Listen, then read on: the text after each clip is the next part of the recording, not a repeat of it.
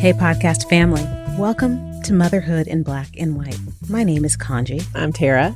And this podcast is the space for us to engage in conversations as we talk about some of our challenges of being mothers of diverse identities. I being a mother of a Black son and also a Black woman. And Tara, there are mothers of Black sons that aren't Black. That's true. Let's make it very clear.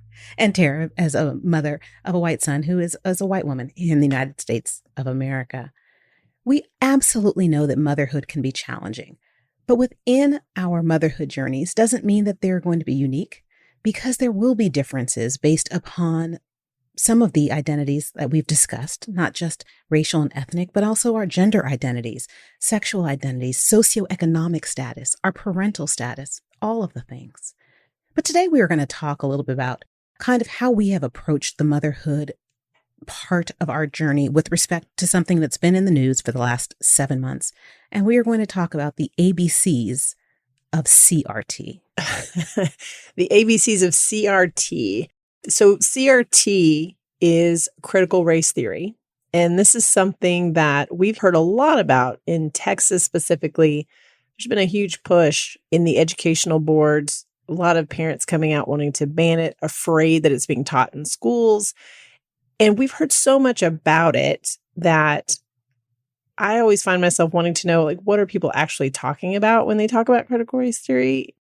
To hear it in the news these days, it's touted as something to be afraid of. And I had never heard the term before, maybe a year ago. Had you heard of it before? I had heard of it before, but never with the fervor and with the misinformation around it that has occupied the last 12 months, 24 months. So let's step back and have this conversation. And again, the need for this conversation about CRT is because both of us are parents of school age boys. Your son is in 5th grade and my son is in 7th grade. And we live in the suburbs of Dallas, Texas, and both of our sons attend and go to public schools. And our public school systems are teaching traditional curriculum. Correct. CRT and this push against it has taken kind of on a life of its own, right? And so some people are opposed to it, but I've questioned some of parents and say, well, what about CRT is it that you're opposed to? Yeah. And what has caused me a little bit of concern is a lot of people don't know what it is. And I'll share with you, I don't know what it is they're fighting against. Right. I think that's where I would find myself often getting confused, because I would see this, it felt like terror about this teaching this construct. And I was like, I don't know that this is real. I was really wanting to figure out, what are we talking about exactly? And why are we so afraid of this? It's very strange to me. So let's take a moment to dive in to what CRT is based on our understandings of it, kind of how it's being presented in the spaces that we occupy and our thoughts kind of on why that is. And for parents who are curious about learning more, maybe we can provide them with some resources so that they can continue their own learning journeys and figure out what this means for them and their families, if that makes the most sense. Yeah, that sounds great. Yeah. So, you are our resident researcher. Right. So kind of starting out, Tara, as the white mom here, is representing white moms all across America. I am the white mom. You're welcome. So what is your understanding of what critical race theory is? I had to look it up. I really did. I kept hearing the term and I was like, what are we even talking about? So this is a very bird's eye layman's version of what I understand it to be, which is essentially sort of an academic construct that teaches the basic tenets that race is something that's sort of a social construct, and it's embedded into our legal systems and the way that things have been set up. It's not necessarily based on an individual choice, but it is something that's been created by these systems and legal minds that put it together. And it also digs into the downsides of that, how it's held against and how it's been built to benefit one over the other. It gets into that, but the general idea is that race is a construct that's been kind of woven into our system. Yeah. And my understanding of critical race theory, and thank you, Tara, for that overview and explanation.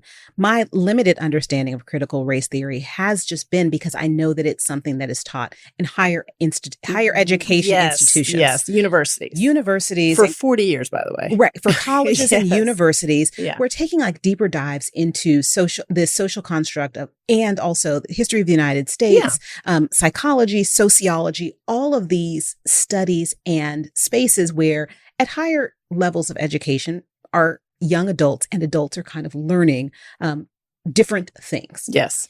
For some reason, the terminology and the acronym CRT has kind of been adopted by local school boards and parents who, in my understanding, are kind of opposed to some of the teachings and learnings and multiculturalism that has expanded some schools' curriculums yes. in the last couple of years. Yes. So, after George Floyd's murder in May of 2020, a lot of schools were looking at their curriculum and looking and seeing like, well, what is it that we have not done to engage all of our children? So looking at kind of the teachings of traditional public schools or even some private schools. We're saying, like, where are there gaps here? Right. Are we teaching about the histories and the experiences of all of our students? Yes. And as someone who attended a private school in the 1970s and 1980s, I can say that no,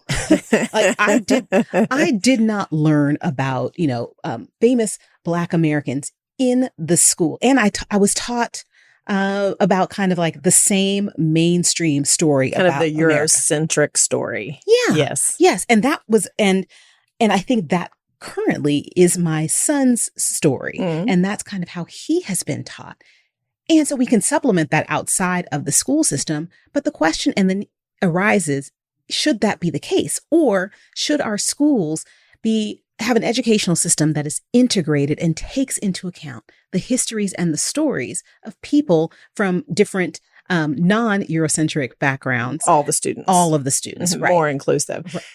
And I think this is just my opinion, obviously, because this is me watching the news and trying to consolidate it for myself. But what we have seen since George Floyd's murder is an increase in literature, an increase of representation, a lot of books that people are reading that maybe they weren't reading before, how to be anti-racist. There's books for kids that kind of show them how to be inclusive and how to be anti-racist. And it feels like that push in schools to take a look at that and maybe just integrate their books in their library a little bit more, find some new stories to tell, find that space, got conflated with critical race theory. What's interesting as the white mom at this table is that a lot of our listeners know, if you've been with us for a while, I went to a school where I was the minority. So I was in public school, but all the way from at least 4th grade until 12th grade, I went to schools that were primarily Black and Hispanic. And I did learn about African-American people. I read those books. I learned about famous Black inventors. And so these parents would really hate the schools that I went to. I mean, so I guess that's where I get so flabbergasted. That's a great word for it. I'm just astonished because that was my experience growing up, and I think I'm better for it. So I don't know why they wouldn't want to have a more nuanced and rich education for their kids. Yeah. It's strange to me. One of the criticisms that I've heard is that there is this misunderstanding, or there's this narrative out there, this false narrative that CRT teaches people that white people are inherently racist and makes white kids feel shame for the troubled history that makes up the United States, right? Yes. And that's just not true. But also, my question is, why is there such a hesitancy to really explore and understand the complicated history of the United States? We are a country that was founded on the backs and with the blood of enslaved people. We are a country that was founded, and when the Constitution of the United States was adopted, it explicitly stated that Black people were Was it 5/9? I'm going to mess this up. I keep thinking 3/8. Why can't we get this right? 3/5. 3/5. That's what it was. 3/5. I'm sorry. 3/5. Yes. Okay. We were 3/5. We got there. Okay. But together. Yes. We got that there. took both of us. I was like, it starts with a 3. There was a 5 in there. Yeah. We're 3/5 of a human. And so we know that laws that were created and were adopted in the 18th century excluded Black people. Mm-hmm. And until the 1960s, there was unequal treatment of Black people. And by law, Black people were treated as different class citizens in this country. Yeah. And because we have made so many efforts and strides towards equality in the last 50 to 60 years, I think that it is incumbent upon us still to kind of pull the curtain back and take a moment to really analyze kind of how we've gotten to where we are. Mm-hmm. And unless we can get to a point where we can look and say, our founding fathers founded this amazing, great country, but they were flawed humans. Right. Several of our founding fathers enslaved human beings. Mm-hmm. And if we can't get to a point where we can just teach that. Just say that's what happened. That's what happened. Yes.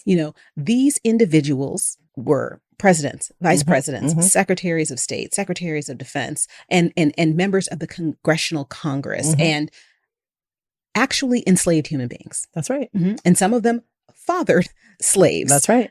It is what it is.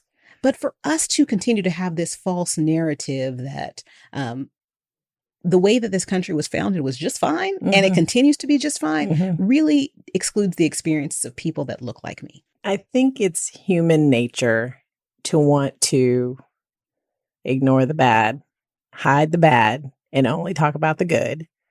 And or to think that if we do talk about the mistakes, that we somehow diminish the victories. But I just don't subscribe to that. And I can tell you, sitting here as a white person who learned these things straight up, I'm good. I mean, it's not going to hurt your kids, is all I'm going to say. Mm-hmm. But when you started the nonprofit we're a part of, this was what we wanted to do, is to give people the space and the ability to say these things out loud, talk about them in a place that feels comfortable, learn history that they may have not learned previously. This is what we've tried to do, I think, over the last 2 years. I guess, it just shows that there's more work to be done. There's bigger audiences to reach. I understand being a parent, when you hear a scary story or somebody tells you that your kid is going to be hurt in some way, that sometimes you just jump off without doing the work yourself. So I hope that if you're listening to this and you haven't looked into it yourself, or you've been told something that maybe is a bit conflated or skewed, that you just take a minute, do some digging of your own and learn about it yourself before you just jump off and decide that it's not for your kids and it's a scary thing to look at. You raise an excellent point. Like, we don't like to talk about the things that scare us, yes, or make us upset or afraid. Yes. There is a reason that We Don't Talk About Bruno is the #1 song in America, It's right? true. I can't get through a podcast episode without referencing Lin-Manuel Miranda. It's very hard for you. So, I'm here for it, though. I know you I'm are. here for it. So if you haven't listened to We Don't Talk About Bruno, are you even a parent? Yeah, or watched Encanto. Get on it. Get on Encanto. Yes. Fantastic movie, So fantastic show. And the lyrics are so relevant. That whole scene where you think about like family issues and trauma and drama. What's the best way to deal with it? It's like, oh, well, let's just look at like how wonderful this family is. And we don't talk about the scary part. The scary part. Yes. The stuff that doesn't fit Yes. in with this flowery presence that we are trying to show the world of how wonderful our family is, how wonderful everything we have is. But we don't want to talk about Bruno. Mm-hmm. We don't talk about the messy stuff. That's right. But we got to talk about the messy stuff, Yes. or the house will crumble. Mm-hmm. Right. That's right. See that movie, guys. Spoiler alert. Oh, yeah. I guess well, you're the one. I was just saying a sentence. Didn't say it had anything to do with the movie. Thanks, Tara. My bad. Okay. No, but we think about this, and I had had a really powerful conversation with a girlfriend of mine, and we grew up together. We've been friends since we were in 5th grade, and she's raising Black sons just like I am. And we were talking about kind of like what they're learning in school. I said to her, I said, Cindy, are they still only teaching the same 5 Black people at your son's school? And she said, yes. And it's funny because like we know about how the contributions of Black Americans have just benefited society. And from, like you mentioned, Tara, inventors and poets and readers and writers and authors and so many things, and politicians. Yes. So many things that Black Americans have done to kind of just be a part of the fabric of America. And it's just Black history is American history, but it's been excluded from the stories. Like my son was shocked when we were talking to him about the fact that there were Black cowboys. He said, Mom, there were no Black cowboys. All the cowboys are white. And one of his friends said to me, he said, Miss Kaanji, and this was a couple of years ago. I love little kids. One of the kids said, Miss Kaanji, were there more than 5 Black people that lived in America? And think about it, because it's true. They've all been taught the same 5 Black people, right? Agreed. It's Harriet Tubman, Martin Luther King Jr., yeah, Jackie Robinson, Frederick Douglass, maybe Frederick Douglass. Yeah. Now President Obama. There you go. So we have 6. But that's I think because we continue just to say, like, this was a narrative. Look at this one Black person that accomplished all of these things, rather than sharing the stories. And you question, is like, if we are looking at literature, right? If we're looking at English classes. Which seems to be the big hot button. Right. It really does. It really is. It really is. But why is it that we only are telling and sharing stories of 19th and 20th century writers and poets that wrote Eurocentric books?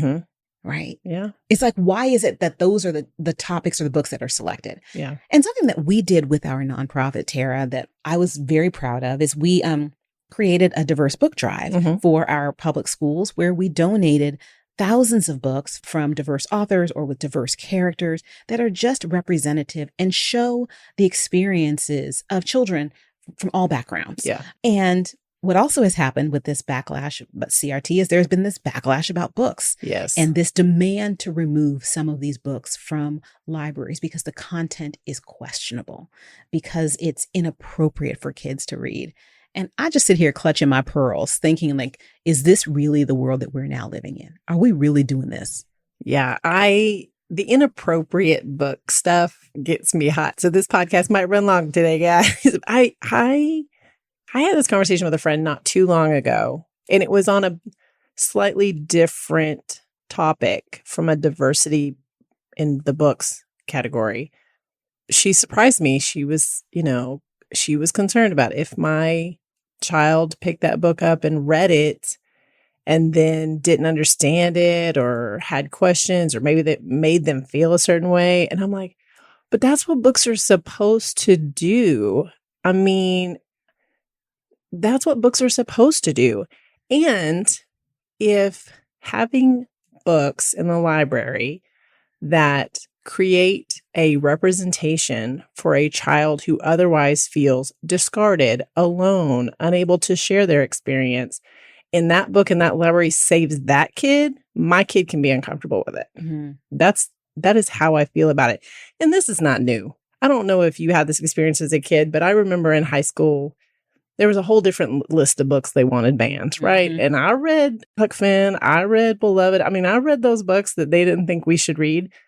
And I never understood it. I don't understand why we're so afraid to let kids, obviously there's an appropriate age limit for certain things, obviously, but I don't understand why we're so afraid to let kids have those experiences, experience those stories in a safe place in a book where they can talk to you about it, as opposed to like learning about it the hard way out in the world.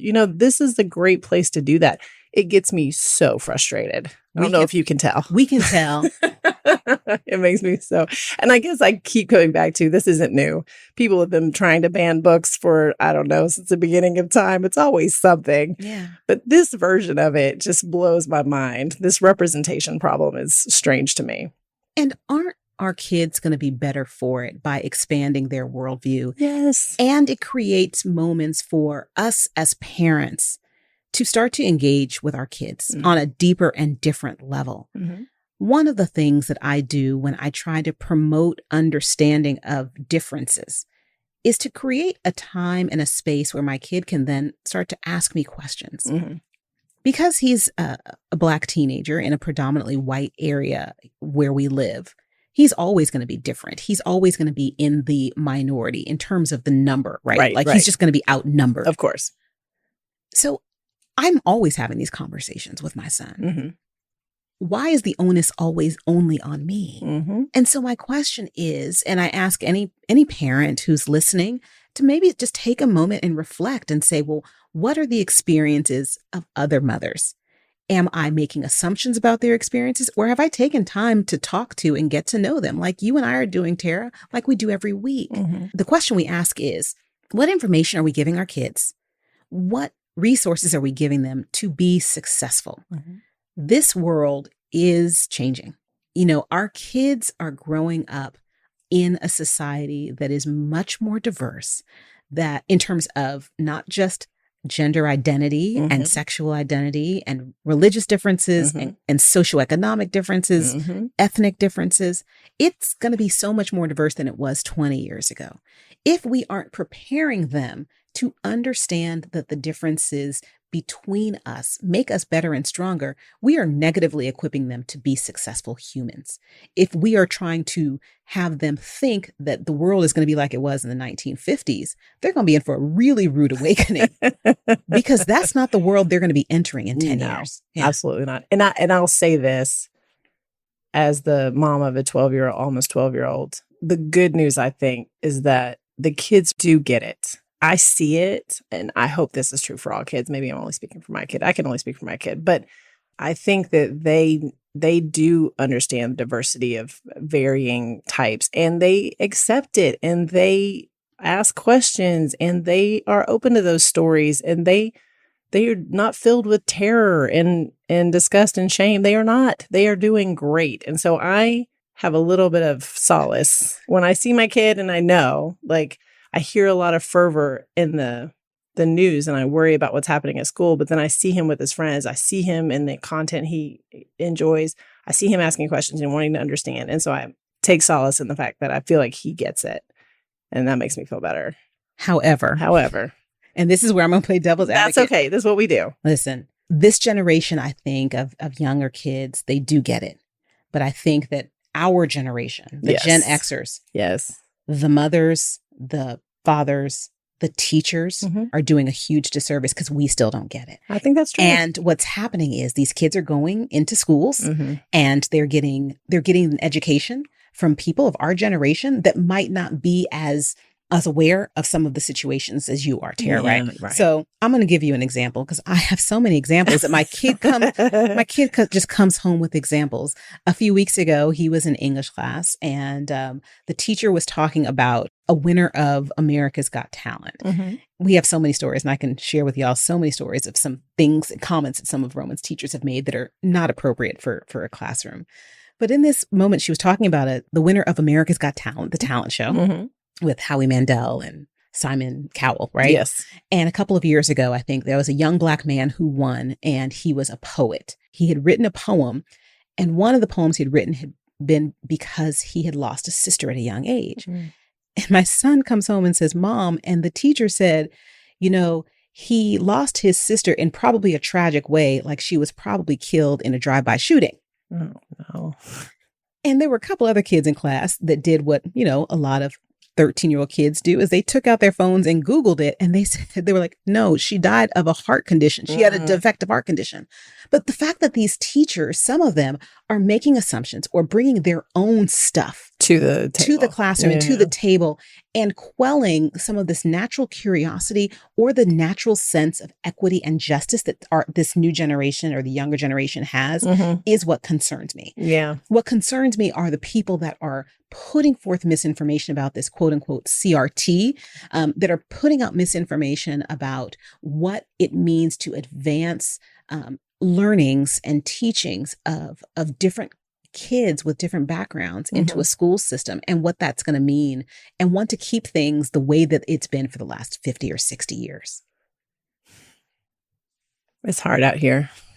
It's hard out here for a pimp. It is. It's hard out here. And a mama. And a mama. That's right.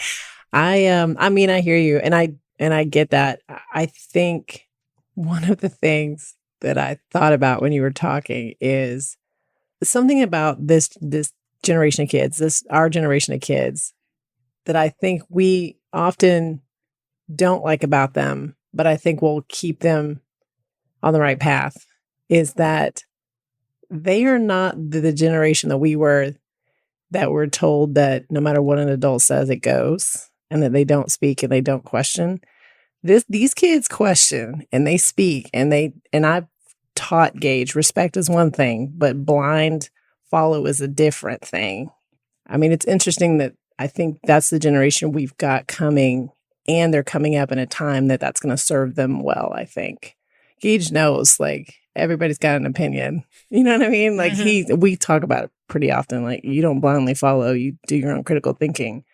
And so I hear you. I mean, and not everybody's going to get it, obviously, because if they're getting hit at home and school, it's going to be hard. Yeah. So they're going to be a little bit behind on it. But I think in general, I feel pretty good about the odds of these kids.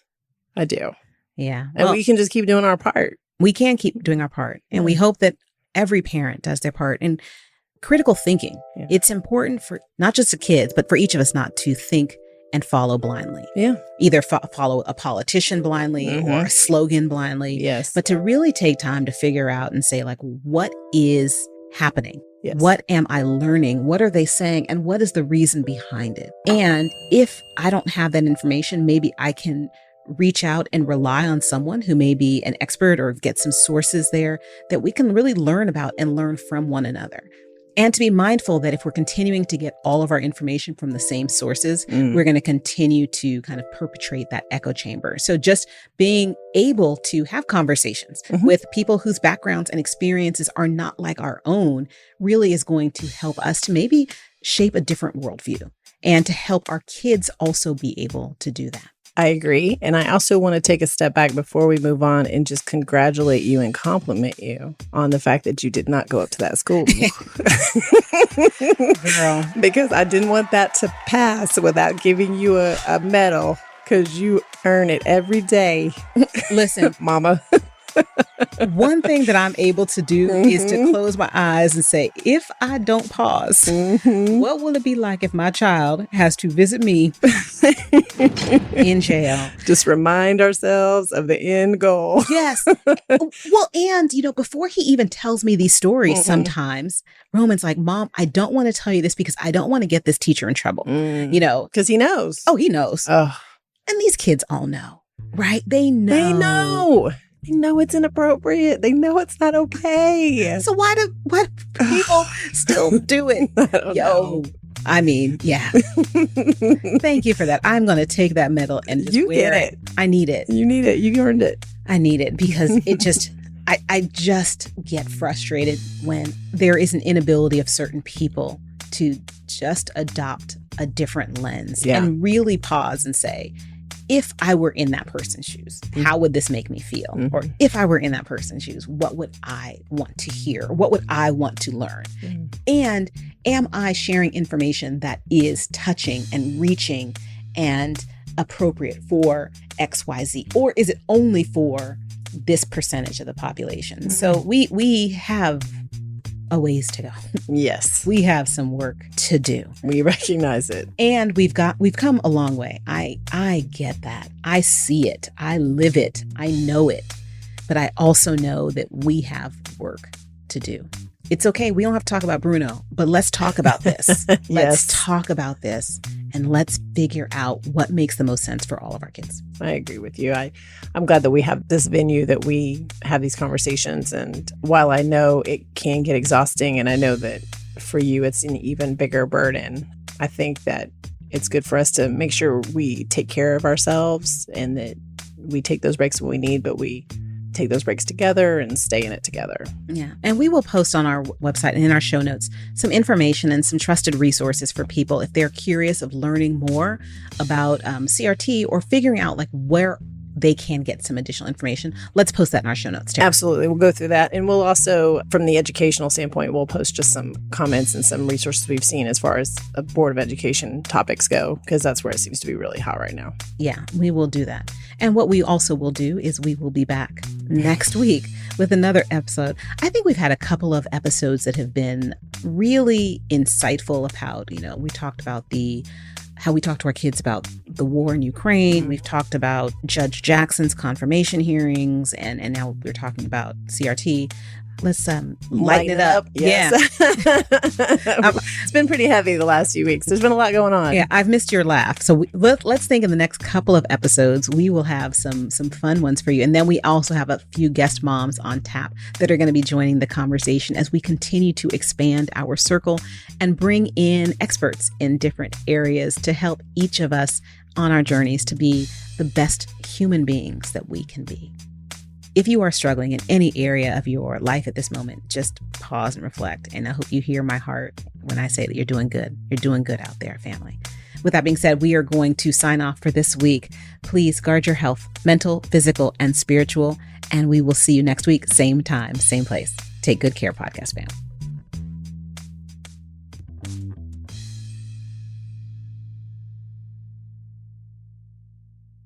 And cut. Scene. How long was that one?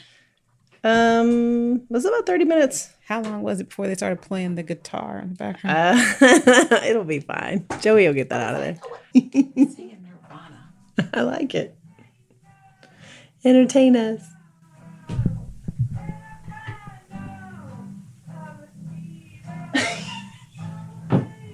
I love it so much. Because you don't have to live.